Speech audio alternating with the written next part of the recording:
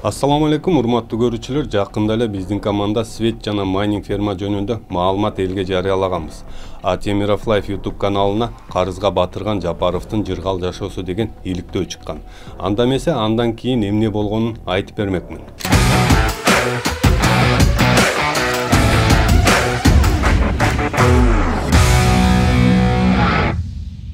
Өзүңүздөр билгендей, Кыргызстанда светтин кымбатташы, өчүшү жана майнинг фермалар таасирин тийгизип келет экенин 2024-жылы Свети жок Кыргызстан Бакиевтердин майнинг фермасы деген материалды айтайт десе YouTube каналына чыгарганбыз.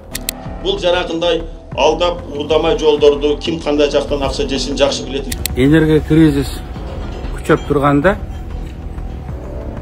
ошол кездеги президент Бакиев тезек тергиле деп айттылы. Минэнергодан алынган маалымат боюнча Саларкон 5 айда 44 миллион киловатт саатына коротот деген маалыматты табышкан. Ошондой эсептеп көрсөк, жылына бир майнинг ферма 105 миллион киловатт саатты коротот. Ал эми ар бир түтүн айына 1000 киловаттка ашпайт. Ошондо 105 миллион киловатт 9000 түтүн электр энергиясын жылына коротот. Бул эми бир эле майнинг ферма. Башында айткандай, энергетика министрин мажбурлап 22 майнинг бар деген жооп алынган. Андан сырткары канча жашыруун майнинг ферма бар экени белгисиз. Кыскасы айтсам, 22 майнинг ферманын айынан бүткүл Кыргызстан светсиз отурушу керекпи. Андан көп өтпөй эле 3 апрелде Темиров Life YouTube каналына карызга батырган Жапаровдун жыргал жашоосу деген иликтөө чыккан. Ал материалда Садыр Жапаров жана анын туугандары жаңы жылда элдин эсебиненби же өздөрүнүн акчасына айтор жашыруун Миланга эс алып келишкен. Гостиницасын кошпогондо эле учакка отуруш эле 28 миллион сомду түзгөн.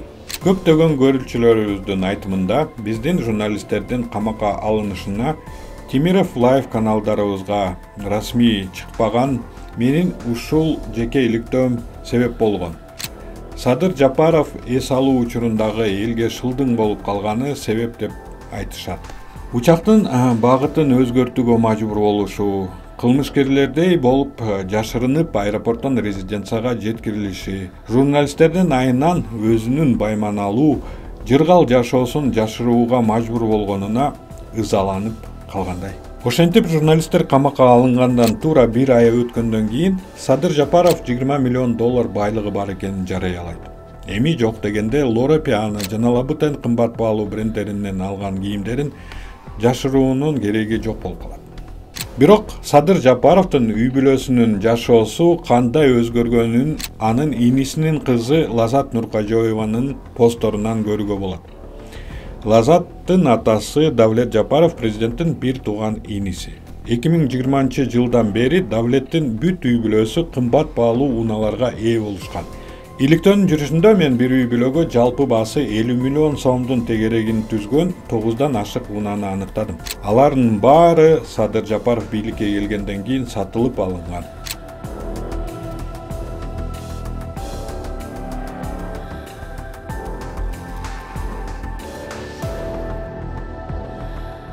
Лазат Нуркожоеванын стористеринен Айгүл Жапарованын туулган күнүнө кандай белектерди беришкенин көрө алдык. Мисалы, бул кымбат баалуу бренд Cartier'нин кутусу. Ал эми президенттин карындашынын тагынып турган кымбат баалуу сөйкөсү социалдык тармактарда курч талкууга жем таштады.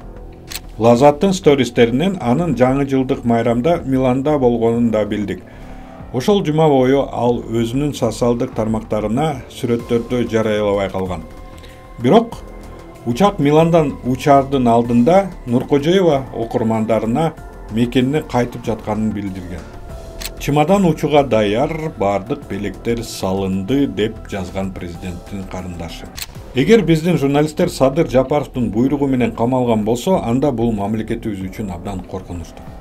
Бул мамлекет башчысы жеке өч алуусун өлкөнүн кызыкчылыгынан жогору койгон адам дегенди түшүндүрөт.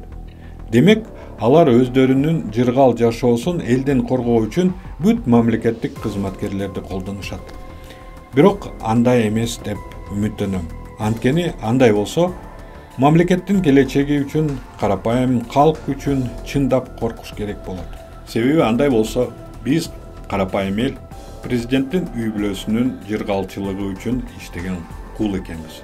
Эки материал чыккандан кийин 5-апрелде Темиров Лайф жана Айт десе долбоорунун директору Махабат Тажибек кызын СИЗОнун кызматкерлери зомбулук алышканын белгилүү болду. Махабат Тажибек кызы арызында СИЗОнун начальниги Кудайбергеновдун буйругу менен мага 3 ай моралдык зомбулук колдонушуп, тилектерине жетишпей калганда физикалык зомбулук жасай башташты. Кудайбергеновдун кол алдында иштеген сержант постовой Айпери Жекшенова, заключенный Асель Талипованы бир канча кызматкерлер аркылуу моралдык зомбулук, опер Акыл Рыскулов физикалык зомбулук жасашты. 2024-жылы 5-апрель күнү Акыл Рыскулов мага кайра физикалык зомбулук жасады. Колдорумду мыкчып кулак түпкө чаап салды деп Махабат Тажибек кызы жазган арызында. Эскерте кетсек, мындай зомбулук көрсөтүү биринчи жолу болбой эле. 2024-жылы 20 мартта Тажибек кызы прокуратурага кайрылган. Айпери Жекшенова тарабынан моралдык басмырлоо жана чогуу отурган адамдарды Махабат Тажибек кызына тукуруу боюнча дагы арыз жазган. СИЗОнун кызматкерлери мындай жолго баргандары бул бийликте отурган аткаминерлер кылып жатат деп эсептейбиз. Анткени биздин команда ошол эле бийликте отурган аткаминерлердин коррупциясын туугандары кантип байышканын элге иликтеп чагылдырып келгенбиз. Азыркы СИЗО номер 1де отурган Махабат Тажибек кызына кылып жаткандары бул сөз эркиндикке кысым деп эсептейбиз. Сиздер менен мен Улан Нурманбетов болдум. Көрүшкөнчө аман туруңуздар.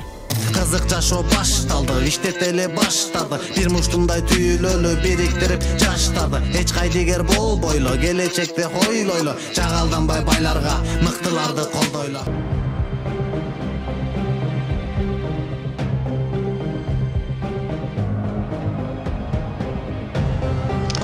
Сиздин 87 сомуңуз Кыргызстанда коррупция менен күрөшүүгө кандай жардам берет? Анткени Айт десе каналынын миссиясы Кыргызстандын элине кызмат кылуу, элдин үнү болуу. Биз силердин көзүңөр менен карап, кулагыңар менен угуп, чилистендердин карасантай схемаларын ачыкка чыгарабыз. Аларды сиздер менен биздин кызыкчылыгыбыз үчүн, азыркы эркин Кыргызстандын жыргалчылыгы үчүн иштөөгө мажбурлайбыз.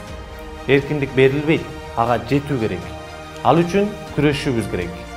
Patreon жөнүндө толук инструкцияны видеонун алдындагы шилтемеден көрсөңүз болот. Patreon'дон бизди колдоңуз.